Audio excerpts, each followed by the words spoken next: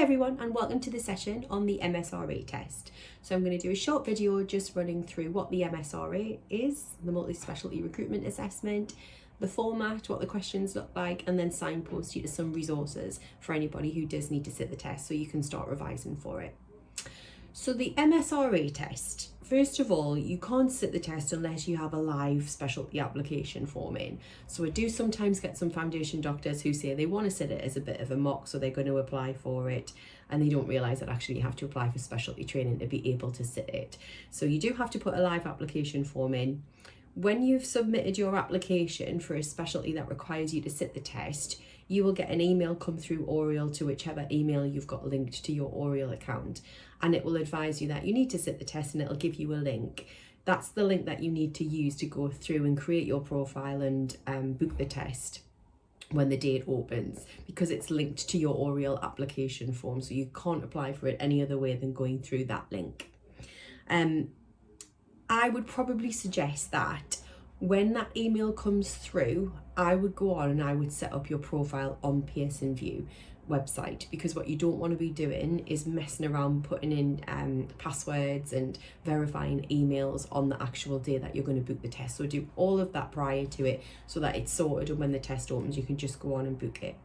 Pearson VUE is the building organisation where you would go and sit the test. It's very similar to where you would sit like your driving theory test. It's a private test centre, it's a computer-based test. You'll go there on the day that you've booked it, you'll sit the first half, you'll have a 5-minute break, and then you'll sit the second half of the test. So it's all done at that one test centre. When it comes to booking the test, so you'll get a date that'll tell you when you can go on and you can book the MSRA. I think it's the 15th of December this year, but go with whatever's comes through your Oriel rather than me. So if it is the 15th of December, it'll say 10 o'clock on the 15th, we're going to open up bookings. It is a case that you need to check the MSRA dates, so you'll have them for January sitting or the February sitting, depending on which one you're going for.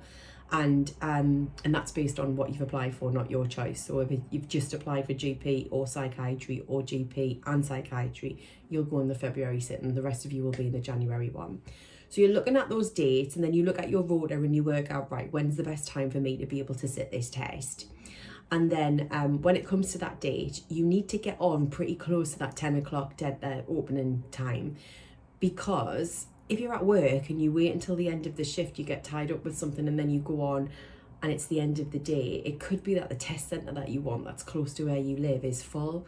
And if a lot of them are full and there is a gap somewhere that's miles away from where you live, you're going to be expected to travel there. I mean, you'll get all of your travel expenses, but you just don't want to be making that journey when you could have sat it on your doorstep.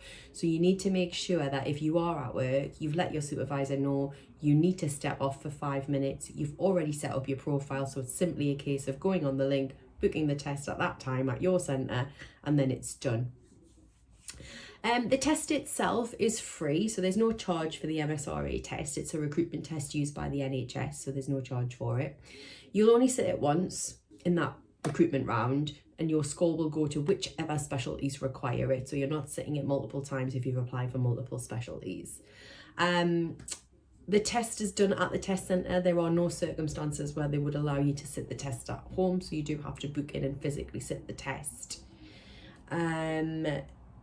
In terms of carrying the MSRA score over, so GP is the only specialty which at the moment is allowing you to officially transfer your MSRA score. So basically, if you apply for GP this year, you don't get the place, or you don't want the place that's offered, you turn that down, you apply again during your F3 year, and there's a tick box in the application form that says that you want to transfer your MSRA score over to that year's recruitment, and you can do that.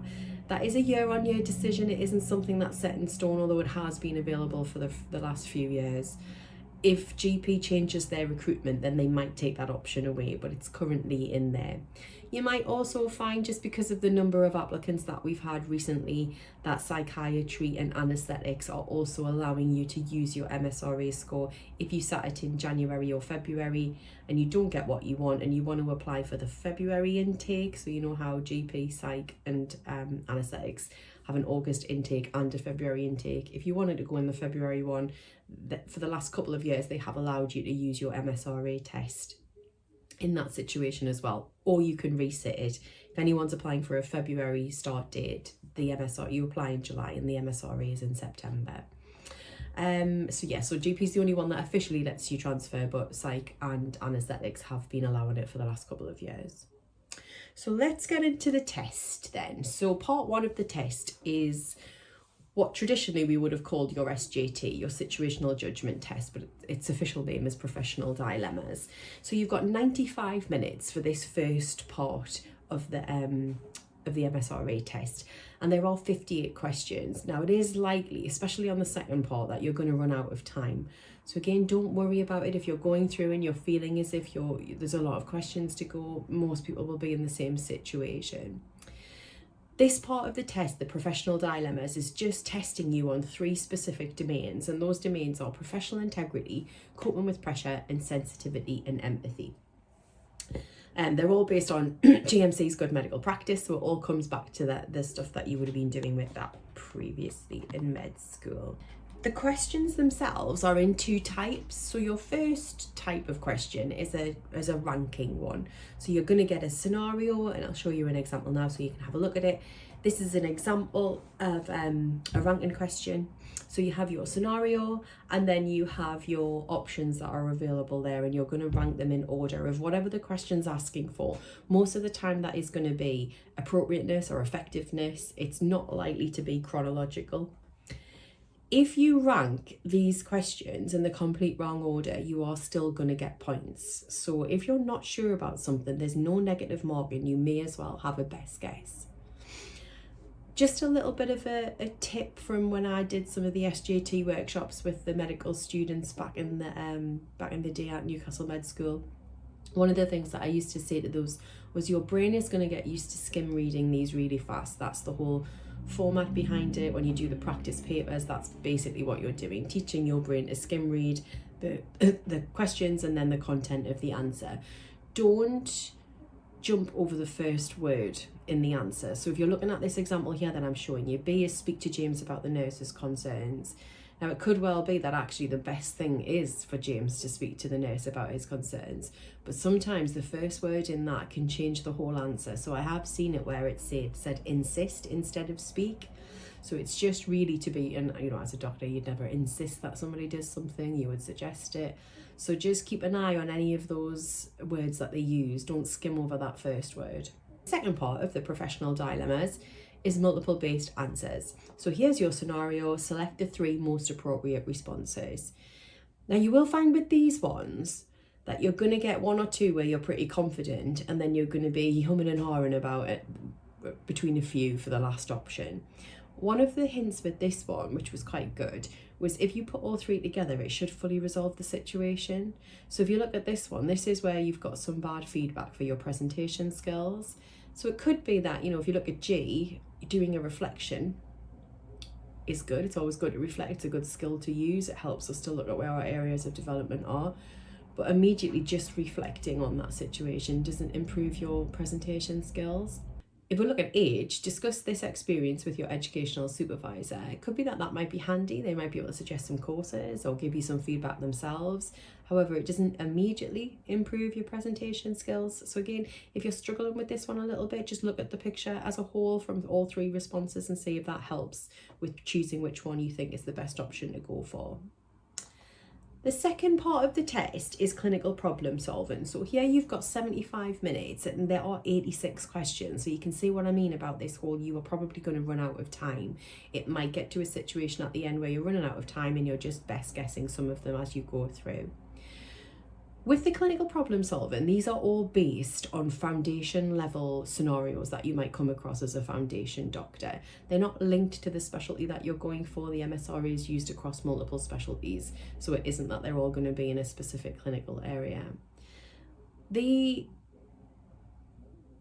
criteria that you're being tested on within this section is judgment, problem solving skills, diagnosis and management of the patients. Now the advice from the people who run the MSRA test is that actually you shouldn't need to revise for this test because the SJT stuff is professionalism, which you should be doing as a doctor anyway, and the clinical problem solving is based on everyday things that come across, a foundation doctor would come across. I don't agree with that. I do think you need to do a bit of revision around the MSRA, particularly because if we look at the 12 topics that the MSRA covers for those clinical scenarios, some of these might have just, if you haven't had a rotation, some of these, you may not have touched on this knowledge since med school. So I don't think it's necessarily a case of revision level of, you know, your MRCP, your MRCSs, the Royal College exams. It's just that you need to go back and do a bit of just revision from the stuff that you did for finals or when you were at uni, and go through some of these topics. So those are the 12 ones that you're going to get asked on. Again, there's 2 types of questions with the clinical problem solving section. The first one is pretty much what it says on the tin. It's a single best answer. So there's your problem, there's your scenario, and then which diagnosis is it likely to be. And the second half of them are your extended matching questions. So for these ones, just to make sure, if you have 7 diagnoses and you have 7 responses, it isn't that there is a separate diagnosis for each response. It could be that all of those responses are linked to the same diagnosis. So just don't fall into the trap of thinking that it's a match each one. I have given you some links that might be helpful for you. So the BMA does have a good online course which talks you through the MSRA and gives you a bit more information. NHS England have produced some resources which can support you. So one of the links that's coming up on the screen now, those are your additional practice papers. They go through questions and answers which help to explain why those answers are the most appropriate. And also there's a full mock paper in there as well, so you can go through those. I can't recommend anything that NHS England don't endorse. I know that there's loads of courses out there to do with the MSRA, and I know that a lot of people, you know, pay for access to have these resource banks where they can use practice papers, but I can't endorse any of those. I wouldn't know if they were any good anyway. I think for me, a couple of hints for anyone who's very nervous about tests. Pearson VUE has a generic tutorial. I'll link to it now.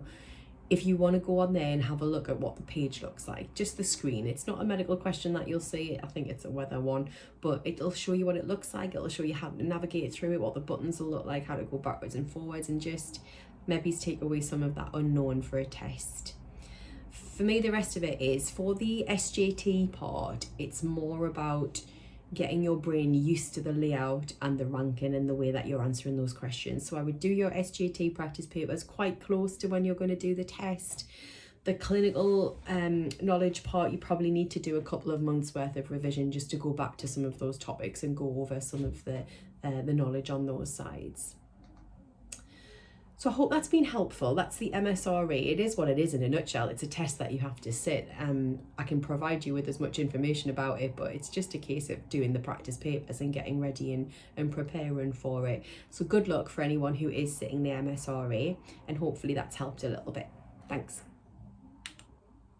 If there is any additional questions, pop my email on the screen now and you can contact me if you want to go through anything.